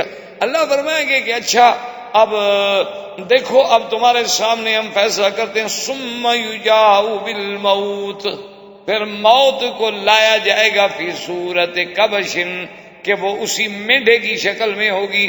اللہ حکم دیں گے فرشتوں کو کہ اس موت کو اب ذبح کر دو، موت کو ذبح کر دیا جائے گا۔ اللہ فرمائیں گے اب جنت والوں کو کہہ دو کہ لا موت بعدہ، اب کوئی موت نہیں، ہم نے موت کو ذبح کر دیا، ختم، اب پھر موت نہیں آئے گی اور تم ہمیشہ اب جنت میں رہو گے، حیات لا موت بعدہ، جس کے بعد کوئی موت نہیں۔ جہنم والے بھی ہمیشہ جہنم میں رہیں گے، اللہ یموت فیہا ولا یحیا، نہ ان پہ موت آئے گی، نہ مریں گے نہ جیئیں گے، لیکن مریں گے نہیں کیوں، موت تو مر گئی۔ تو اس لیے بعض علماء نے فرمایا کہ وہ حیات جو ہے جس کو اللہ نے ایک مادہ گھوڑی کی شکل میں پیدا کیا، اچھا اس کی صفت یہ تھی کہ لا یرکبها الا الانبیاء او جبرائیل، کہ اس جانور پہ ما سوا نبی کے یا جبریل کے کوئی سواری بھی نہیں کر سکتا. وہ حیات جس کو حیات کو شکل دی گئی تھی اس پر اگر سواری کر سکتے تھے تو صرف انبیاء علیہم السلام یا جبریل. اور اس کی شان کیا تھی کہ ما وطأت علی شیء الا احیت، کہ وہ سواری وہ جانور کی صفت یہ تھی کہ جس جگہ پر اس کا قدم آتا تھا وہ نیچے والی چیز اسی وقت زندہ ہو جاتی تھی. کوئی بوٹی ہے، کوئی گھاس ہے، کوئی چیز ہے، بس اس جانور نے قدم رکھا اور وہ فوراً، کیونکہ وہ تو حیات ہے. تو حیات جہاں آئے گی لازمی بات ہے کہ وہاں زندگی آئے گی. اور یہی وہ جانور تھا جس پہ جبریل آتے تھے سامری کو پالنے کے لیے، اور سامری دیکھتا تھا کہ یہ کیا چیز ہے کہ یہ جانور جہاں قدم رکھتا ہے وہ جگہ زندہ ہو جاتی ہے. تو اس بدبخت نے کیا کیا کہ جبریل جب چلے گئے تو اس جانور کے پاؤں کے نشان جو تھے وہاں سے مٹی اٹھا کے محفوظ کر لی. اور جب اس نے بعد میں وہ بت بنایا، وہ بچڑا بنایا سونے چاندی کو گلا کر، تو وہی مٹی اس کے اندر ڈال لی، یا وہ زندہ ہو گیا تو آواز دینے لگ گیا. تو اب اس نے قوم کو دھوکہ دیا. انہوں نے کہا بھی یہ کیا سونے کی چیز اور اندر سے آواز آتی ہے. کہا ھذا الہکم وَإِلَٰهُ مُوسَىٰ، یہ تمہارا بھی خدا ہے اور موسیٰ کا بھی خدا ادھر ہے. موسیٰ علیہ السلام تو بھول کے اسے طور پہ ڈھونڈ رہے ہیں، خدا تو یہاں ہمارے پاس آیا ہوا ہے. اب قوم جناب حیران ہو گئی، کیونکہ قوم کو جب کوئی آدمی شعبدہ بازی دکھا دے نا، اسی لیے آپ نے دیکھا نا کہ پیروں کے چکر میں زیادہ آ جاتے ہیں. علماء کی بات کیا ہے، 10 سال سنتے رہیں، زیادہ سے زیادہ مہربانی کریں تو کہہ دیں گے کہ اچھا یار مولوی آدمی ہے، پڑھا لکھا لگتا ہے. اور مرشد جو ہے وہ بالکل الحمدللہ جاہل ہو، جاہل مطلق ہو بلکہ کودن ہو، تو پھر بھی کہیں گے جی آخر مرشد ہے نا، مرشد زیادہ ہے. ان کے بڑے حضرت ہمارے مرشد تھے، ہمارے والدین کے بھی پیر تھے. اب دیکھیں نا آخر ہمارے خاندان ان کا مرید چلایا تو ان کے آگے حضرت نیاز تو کرنی ہے، نظر نیاز تو پیش کرنی ہے، کیونکہ ہمارے خاندانی مرشد ہے. بھئی یہ تو بالکل جاہل. انہوں نے کہا جی جاہل ہو کچھ ہو کوئی بات نہیں، لیکن ہے تو بڑے بزرگوں کی اولاد نا. وہ ایک مثل مشہور ہے نا کہ ایک آدمی گیا لکھنؤ. آپ لکھنؤ کو تو جانتے ہیں، اس میں شیعہ بڑے ہوتے تھے، اب بھی ہوتے ہوں. تو وہاں جناب اس کو ایک آدمی ٹرین میں جو اکٹھے ہو گئے تو آپس میں تعارف ہوا. اس نے پوچھا کہ سرکار آپ کا اس میں گرامی؟ نے کہا جی خاکسار کو تو قلب علی کہتے ہیں. لکھنوی لوگ بڑے نازک ہوتے ہیں نا، بڑے نازک مزاج ہوتے ہیں ماشاءاللہ. کیلا کھانے سے میرے دانت ہلے جاتے ہیں، وہ ایسی نازک اللہ کی مخلوق ہے. ہم تو جاتے ہیں نا، ہمارے تو خیر دوست ہیں، ساتھی ہیں ہمشیرے، اللہ انہیں خوش رکھے. تو اس نے کہا کہ جناب آپ کا اس میں کیا؟ انہوں نے کہا خاکسار کو قلب علی کہتے ہیں. حیران ہو گیا، ابھی قلب علی یعنی علی کا کتا. وہاں تو بڑے بڑے نواب گزرے ہیں نا، قلب علی بڑے بڑے نواب بھی گزرے ہیں. اور اب جناب اس نے پوچھا، اس نے کہا نواب صاحب مجھے آپ بڑے پڑھے لکھے آدمی اور بڑے اچھے خاصے آدمی لگ رہے ہیں، یہ آپ نے نام کیسے رکھ لیا قلب علی؟ انہوں نے کہا بھائی کیا پوچھتے ہو، اعمال تو اچھے ہیں نہیں. ہم نے کہا علی کے کتے بن کے ہی شاید جنت مل جائے، اس لیے ہم نے خاکساری میں ہمارے ماں باپ نے نام جو ہے وہ قلب علی رکھ لیا. انہوں نے کہا حضرت وہاں تو اللہ کا کتا بھی جنت میں نہیں جاتا، تو علی کا کتا کہاں جائے گا؟ اللہ میاں کا قانون وہاں اتنا سخت ہے کہ اللہ میاں اپنے کتے کو بھی وہاں جنت میں نہیں آنے دیتے، جو اللہ نے خود پیدا کیا ہے. تو علی کا کتا کیسے جنت میں جائے گا جب خدا کا کتا باہر کھڑا ہوا ہوگا؟ تو خیر اس بات کے بعد اب نواب صاحب کو خیال آیا کہ میں نے تو شریف سے نام نہیں پوچھا. انہوں نے کہا کہ بھائی آپ کا اس میں گرامی؟ انہوں نے کہا جی مجھے خنزیر اللہ کہتے ہیں. میں نے کہا جی یہ کیسا نام ہوا؟ انہوں نے کہا جی جیسے قلب علی ہوا. اب کتے کا علاج تو خنزیر ہی ہو سکتا ہے، اور کیا ہو سکتا ہے؟ میں کیا نام رکھوں آپ کا؟ یا تو آپ اپنا نام تبدیل فرمائیں، اگر آپ قلب علی رہیں گے تو مقابلے پہ تو خنزیر ہی آ سکتا ہے. تو یہ بہرحال ایسی یعنی کہنے کی باتیں ہیں. اللہ تبارک و تعالی رحمت فرمائے کہ آدمی بس پیر ہے، پیر جو مرضی آئے کہتا چلا جائے. حالانکہ یہ بات نہیں ہوتی. حقائق حقائق ہوتے ہیں، ان کو کبھی تبدیل نہیں کیا جا سکتا، ان کو کبھی بدلا نہیں جا سکتا. ضروری صرف یہ بات ہوتی ہے. اب یہ علماء اور فقہا کا کام ہے کہ جیسے ایک غواص دریا میں غوطہ لگانے کے بعد اندر سے موتی نکالتا ہے، وہ جب قرآن پڑھتے ہیں، وہ جب حدیث پڑھتے ہیں تو اس سے موتی چنتے ہیں. امام شافعی رحمۃ اللہ علیہ ساری رات جاگتے رہے، آنکھیں سوج گئیں. صبح شاگردوں نے پوچھا کہ حضرت کیا وجہ ہے؟ فرمایا رات ایک آیت قرآن پہ ساری رات میں جاگتا رہا، لیکن الحمدللہ صبح کی اذان تک میں نے اس اللہ کی قرآن کی ایک آیت سے 360 مسئلہ سمجھا ہے. آپ سارا دن قرآن پڑھتے رہیں، مجھے بتائیں کتنے مسئلے سمجھے ہیں؟ جو پہلے سمجھے انشاءاللہ وہ بھی بھول جائیں گے، کیونکہ ہم نے تو قرآن کو اس لیے پڑھا ہی نہیں نا.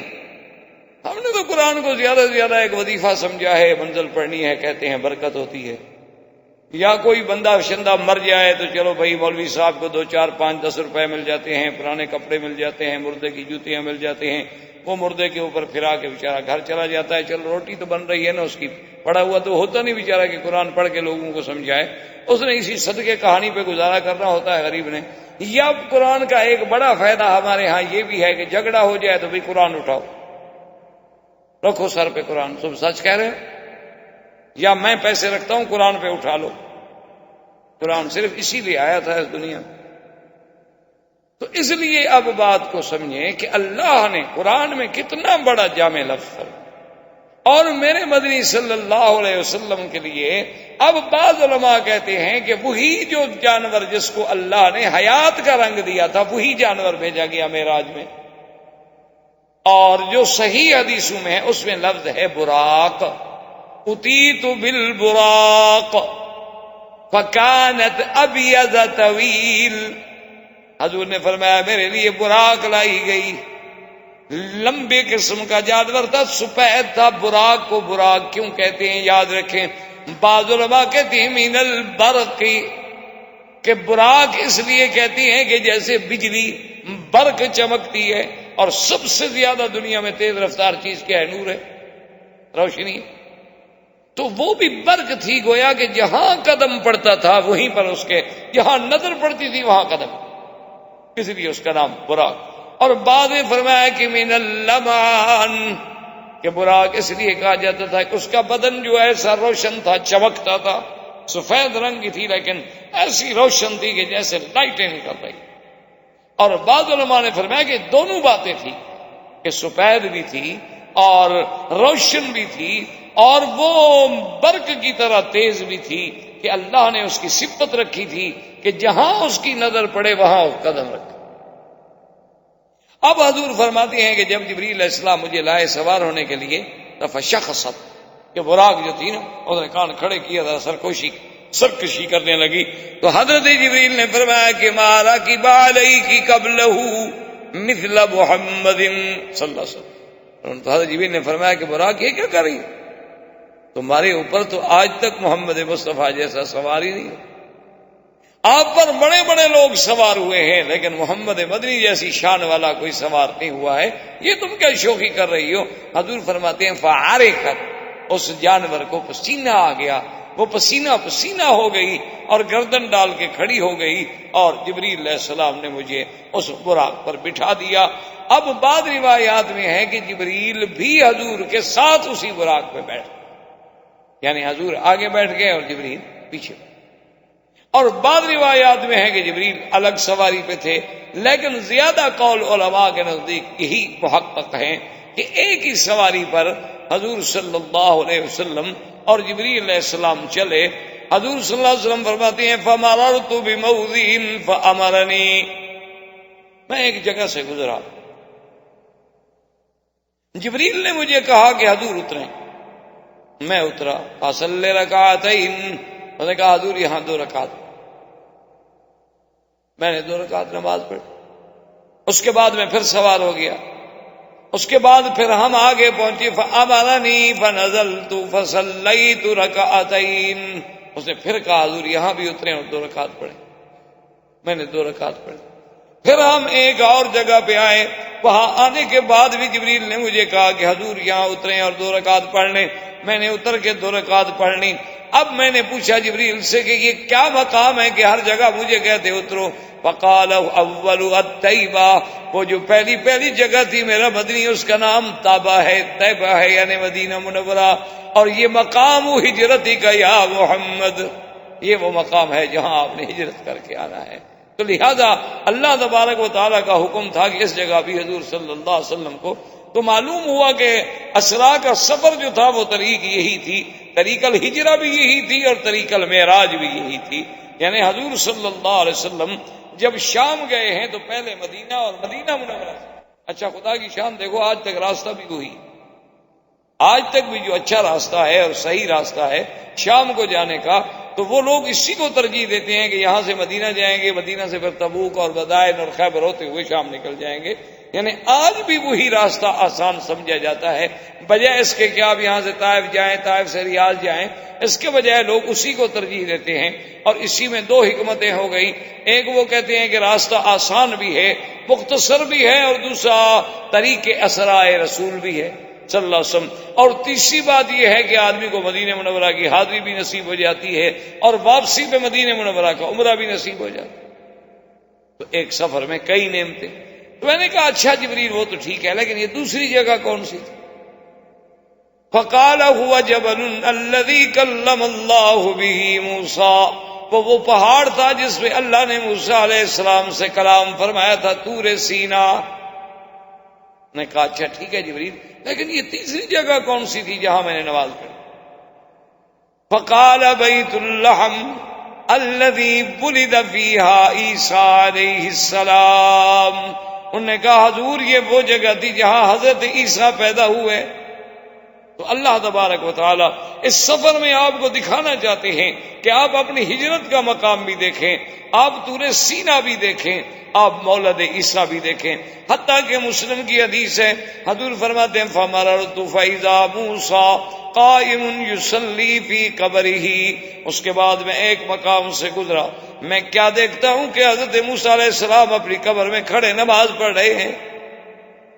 حتیٰ کہ ایک روایت میں یہ بھی آتا ہے کہ حضور پاک نے صحابہ سے فرمایا کہ اگر مجھے کوئی آج بھی اس جگہ لے جائے تو میں وہ جگہ پہچان سکتا ہوں، عند الکثیب الاحمر، کہ وہاں سرخ ریت کا ٹیلہ ہے، اس کے قریب ہی قبر تھی حضرت موسیٰ علیہ السلام کی، اور اللہ نے مجھے دکھایا کہ آپ کھڑے ہیں اور نماز پڑھ۔ اس کے بعد حضور صلی اللہ علیہ وسلم فرماتے ہیں کہ پھر ہم چل پڑے تو آواز آئی دائیں سے کہ ٹھہریں محمد مصطفیٰ صلی اللہ علیہ وسلم، ٹھہریں۔ جبریل نے کہا چلیں حضور چلیں، حضور توجہ نہ کریں، تو حضور چل پڑے۔ تھوڑی دیر گزری، حضور فرماتے ہیں کہ بائیں سے آواز آئی یا محمد یا محمد یا محمد صلی اللہ علیہ وسلم، تو جبریل نے کہا حضور امزے چلیں آگے۔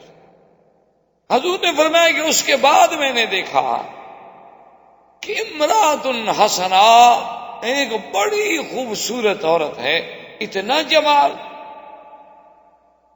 کہ کسی کی مجال ہے کہ اس سے نظر اٹھا لے، لیکن میں نے اپنی نظریں نیچی کر لی، اور جبریل نے کہا حمزہ یا رسول اللہ، حمزہ چلے آگے۔ میں نے کہا جبریل آخر یہ کون تھے پکارنے؟ اس نے کہا حضور اگر آپ دائیں والے کی طرف چلے جاتے نا، وہ یہود تھے، تو آپ کی امت جو ہے وہ یہودیت میں کھو جاتی،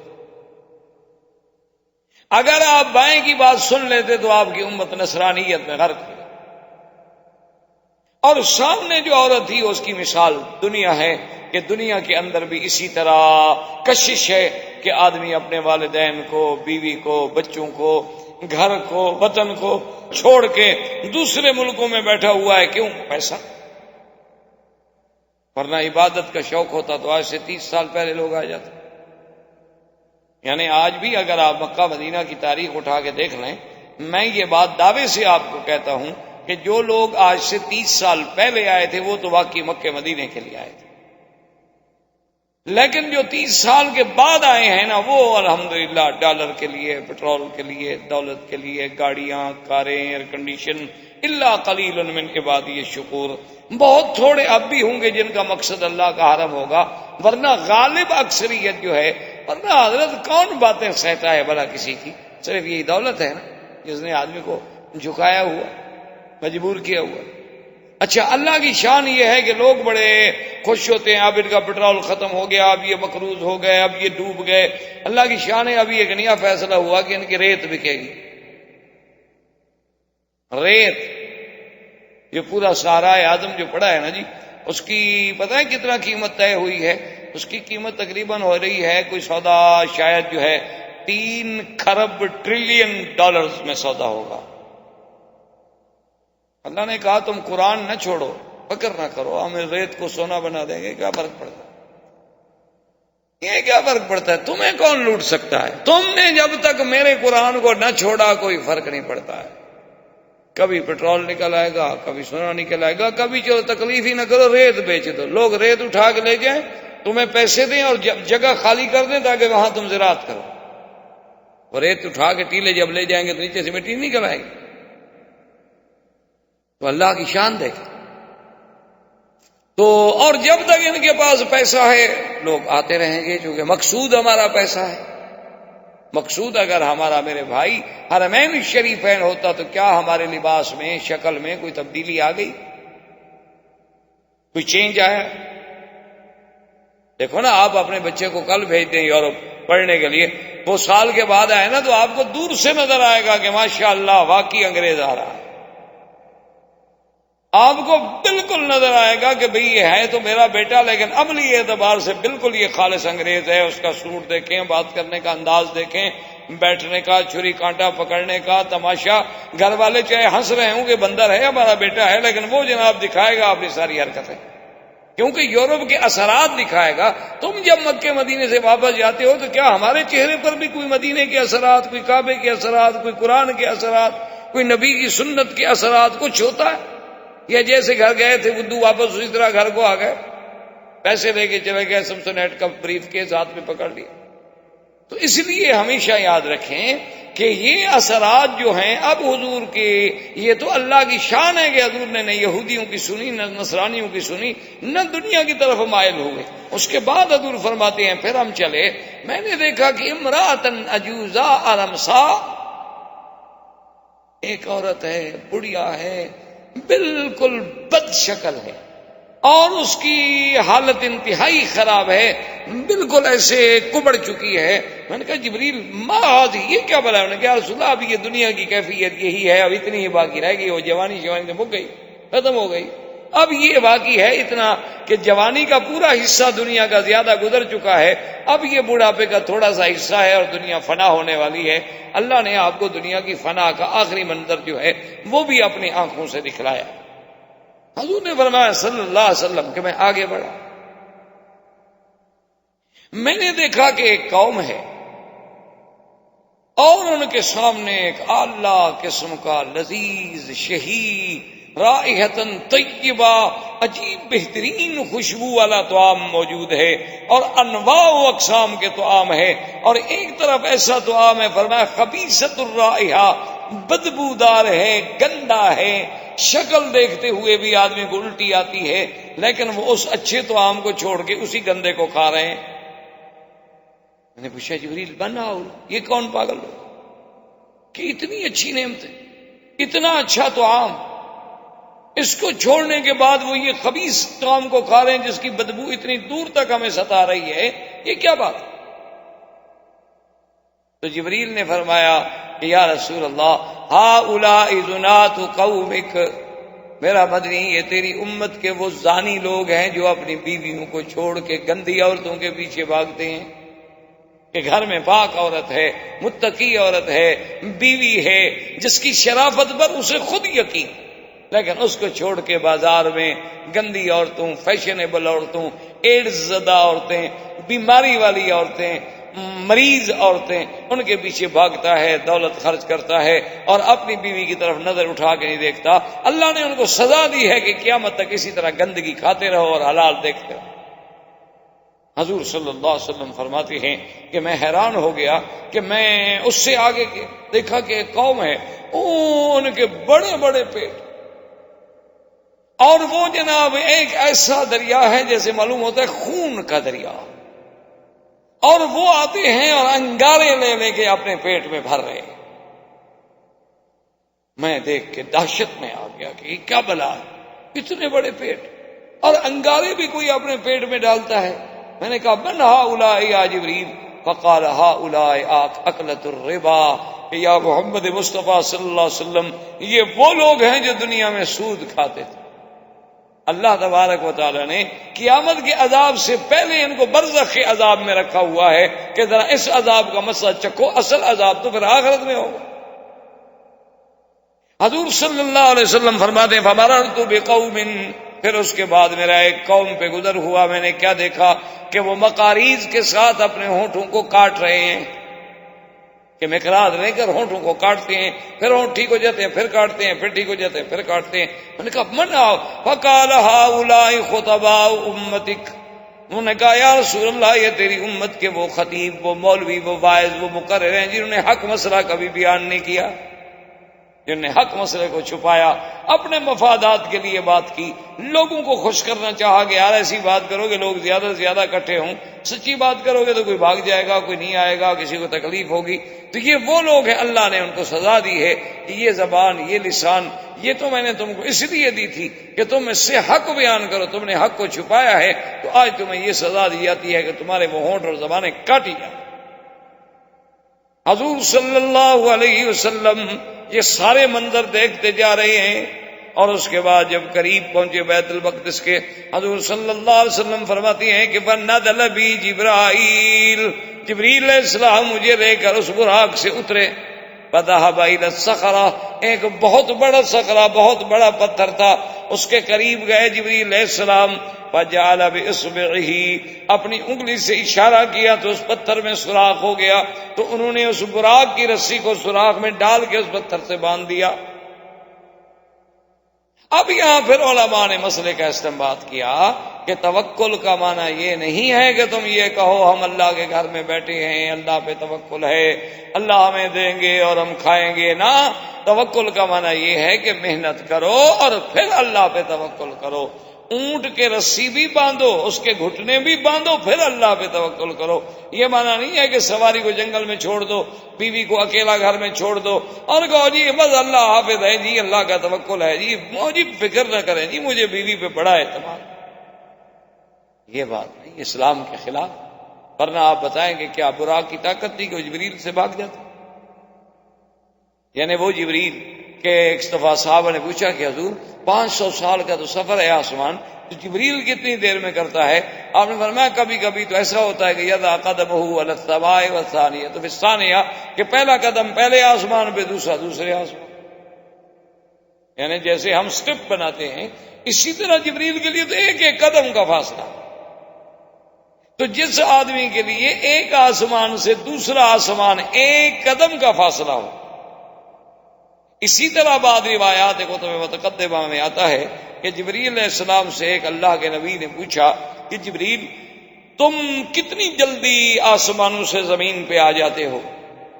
تو جبریل علیہ السلام نے کہا کہ اللہ کے نبی، موسیٰ علیہ السلام، حضرت سیدنا یوسف علیہ السلام کو جب ان کے بھائی کنویں پہ کھڑے ہو کے دھکا دے کے کنویں میں گرا رہے تھے تو اس وقت میں 7ویں آسمان پہ تھا، اللہ نے مجھے حکم دیا کہ میرے یوسف کی حفاظت کرو، تو یوسف علیہ السلام کنارے سے پانی تک نہیں پہنچے، میں پہلے پہنچ گیا، جس کی سرعت کا یہ عالم ہو، کیونکہ سب سے، اب تو خیر آپ کی جدید تحقیق بھی کہتی ہے نا کہ سب سے زیادہ تیز رفتار چیز جو ہے وہ روشنی 80 لاکھ میل پتہ نہیں سیکنڈ میں کتنا کرتی ہے، اور جبریل تو مخلوق ہی نور سے ہے، اس کی رفتار کتنی ہوگی، وہ تو ہے ہی نور۔ تو اس قسم کے جبریل سے، اور پھر وہ جبریل کہ جس کو اللہ نے قرآن میں فرمایا کہ علمہ شدید القویٰ ذو مرۃ فاستویٰ وہو بالافق الاعلیٰ، اللہ فرماتے ہیں کہ وہ قوت والا، طاقت والا جبریل، شدید القویٰ،